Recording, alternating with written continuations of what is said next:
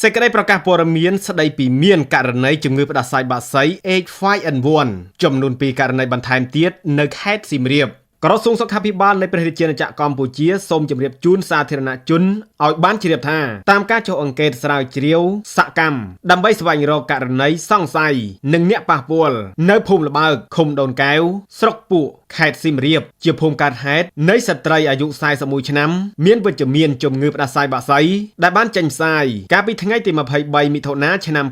2025បានរកឃើញមានអ្នកជំងឺផ្ដាសាយបក្សីចំនួន2ករណីបន្ថែមទៀតកើតលើស្ត្រីអាយុ46ឆ្នាំនិងក្មេងប្រុសអាយុ16ឆ្នាំដែលត្រូវជាម្ដាយនិងកូននិងត្រូវបានបញ្ជាក់វិជ្ជមានផ្ដាសាយបក្សីប្រភេទ H5N1 ពីវិទ្យាស្ថានជាតិសុខាភិបាលសាធារណៈនេះជាករណីទី9និងទី10សម្រាប់ឆ្នាំ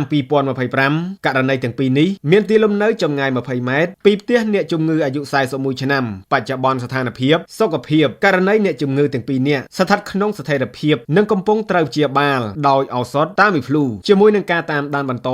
ដោយយកចិត្តទុកដាក់តាមការសាកសួរបានបង្ហាញថានៅផ្ទះអ្នកជំងឺផ្ទះអ្នកជិតខាងនិងនៅក្នុងភូមិមានមន្ទាឈឺនិងងាប់អ្នកជំងឺបានកាន់នឹងប៉ះពាល់មន់ឈឺនិងងាប់រួចយកមកធ្វើម្ហូបទទួលទានក្រុមឆ្លើយតបបន្ទាន់នៃក្រសួងសុខាភិបាលថ្នាក់ជាតិនិងថ្នាក់ក្រោមជាតិបាននឹងកំពុងសហការជាមួយនឹងក្រុមការងារមន្ទីរកសិកម្មនិងអាជ្ញាធរមូលដ្ឋានគ្រប់លំដាប់ថ្នាក់ធ្វើការអង្កេតស្រាវជ្រាវយ៉ាងសកម្មលើការកើតឡើងនៅជំងឺផ្ដាសាយបក្សីនិងធ្វើការឆ្លើយតបតាមវិធីសាស្ត្រនិងវិធីសាស្ត្របច្ចេកទេសស្វែងរកប្រភពចម្លងទាំងសត្វនិងមនុស្សស្វែងរកករណីសង្ស័យអ្នកប៉ះពាល់ដើម្បីទប់ស្កាត់ការចម្លងបន្តក្នុងសហគមន៍ព្រមទាំងចែកជូនឱសថTamifluដល់អ្នកប៉ះពាល់ជិតស្និទ្ធនិងធ្វើយុទ្ធនាការអប់រំសុខភាពប្រជាពលរដ្ឋក្នុងភូមិដែលកើតហេតុខាងលើ